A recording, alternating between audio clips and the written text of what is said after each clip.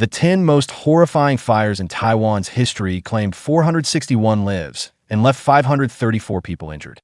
The Emperor Hotel Inferno ranks only 10th on the list, while the deadliest incident is widely described as a living hell that must never be repeated. Recently, a 5-alarm blaze at Hung Fook Court in Taipei, Hong Kong, surged to third place on Hong Kong's list of the most catastrophic fires in its history. It caused 156 deaths and 79 injuries, once again forcing the world to confront the terrifying and ruthless nature of fires in high-rise residential buildings. What many people do not realize is that in Taiwan, tragedies of similar kind have never been far away. According to historical records, the 10 most serious fires in Taiwan's history resulted in a total of 461 deaths and 534 injuries. Each disaster represents a scar on the city that can never be erased. Today, following world's greatest records, we take a closer look at the 10 most horrifying fire disasters in Taiwan's history. Number 10. The Emperor Hotel Fire. Late on the night of April 1st, 1985, the Emperor Hotel in Tainan was softly lit, its basement lounge filled with gentle music and murmured voices. Within minutes, however, it was dragged into an abyss of fire, turning into a nightmarish inferno that claimed more than 20 lives. The origin of this tragedy is almost unbelievable.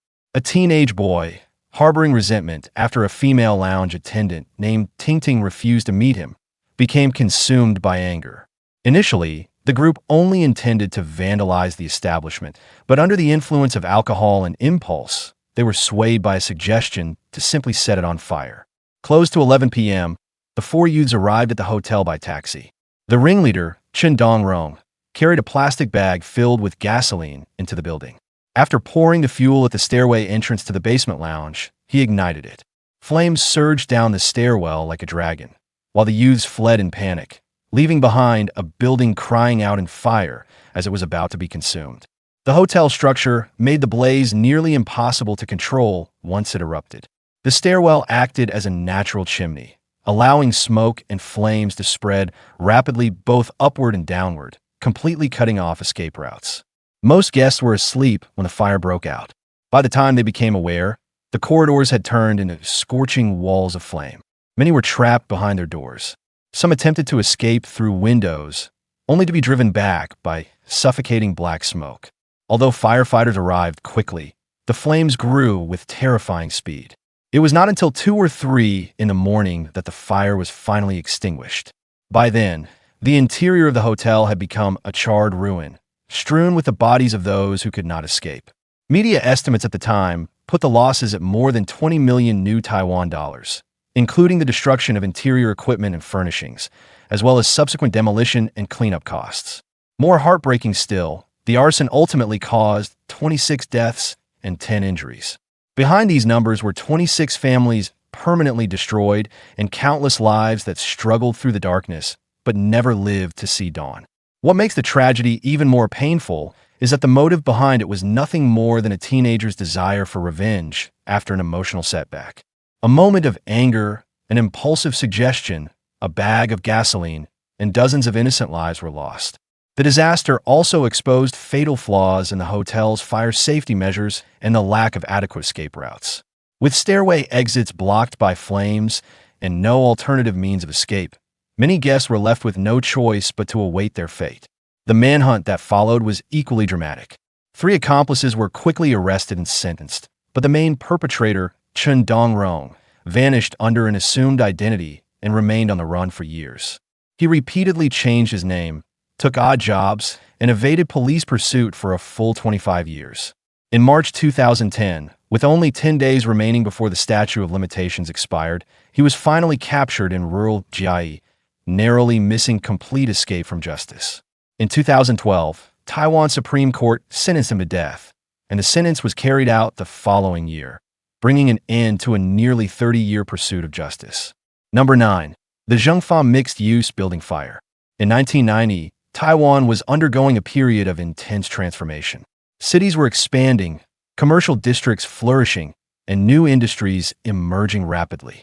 Yet beneath the prosperity driven by economic growth lay numerous unseen safety hazards. In the heart of Taoyuan stood a bustling but structurally complex mixed-use building. By day, It housed snack stalls and barber shops. By night, it transformed into a chaotic blend of cinemas and budget hotels. No one imagined that such an ordinary-looking building would ignite one winter night. On the evening of January 27, 1990, the basement was as lively as ever. Food stalls filled the air with smoke and the aroma of grilled skewers. At one stall, a grilled squid vendor allegedly mishandled his equipment. Flames leapt from the grill and instantly ignited nearby combustible materials.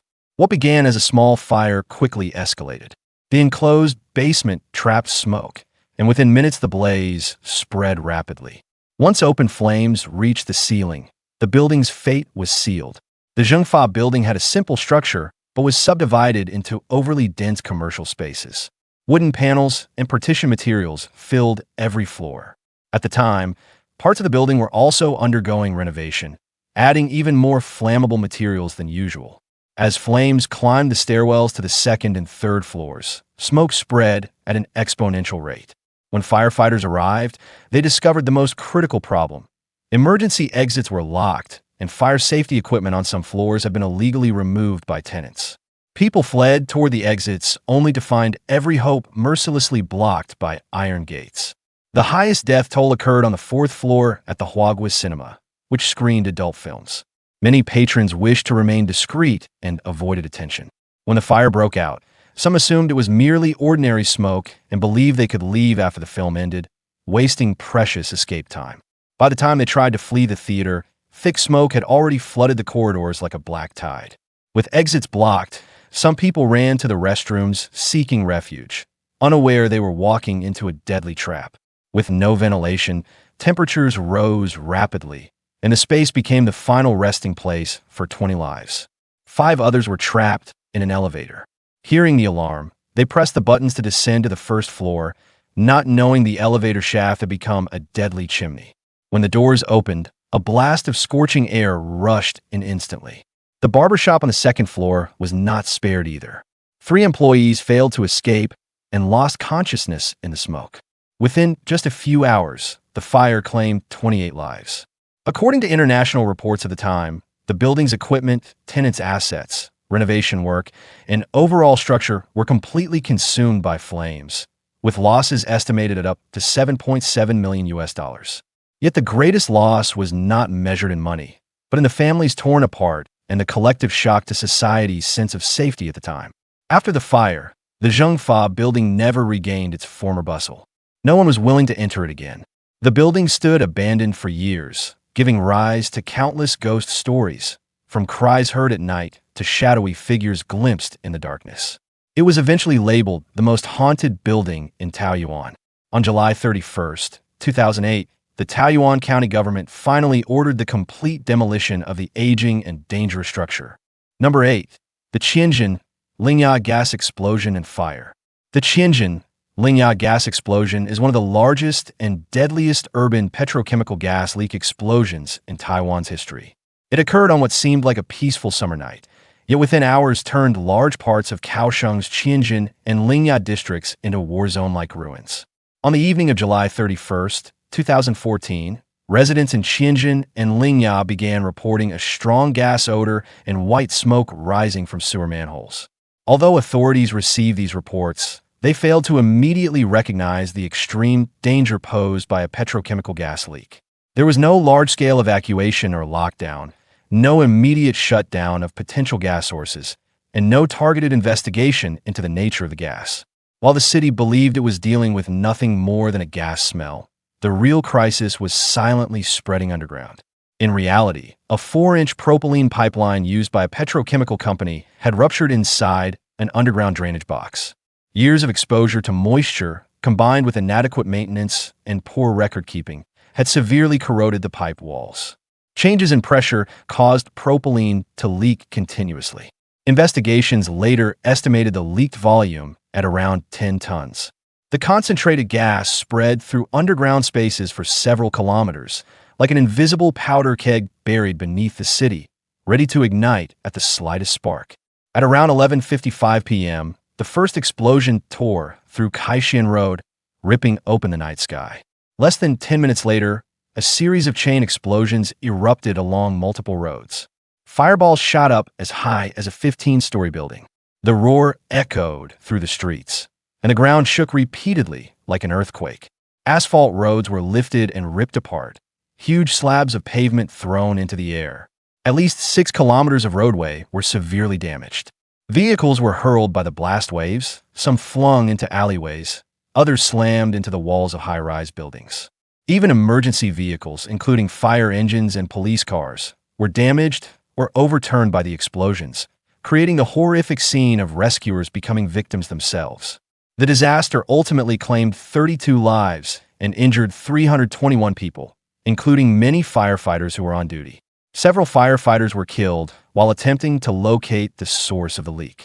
They bore the responsibility of protecting the city, yet were struck down without warning by the deafening blasts. Countless families were shattered, and many survivors were left with severe trauma and long-term injuries.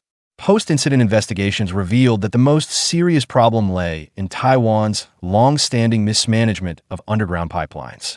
Responsibilities were fragmented, and even government agencies were unclear about what pipelines lay beneath the ground, who owned them, or how they should be maintained. The propylene pipeline had long been placed inside a drainage box, an extremely unsuitable location, without accountability or corrective action. The disaster was not purely accidental, but the inevitable result of years of accumulated negligence. The economic losses from the Kaohsiung gas explosions were estimated at tens of billions of new Taiwan dollars. Road reconstruction took months, and residents' daily lives and commercial activities were affected for a long time afterward.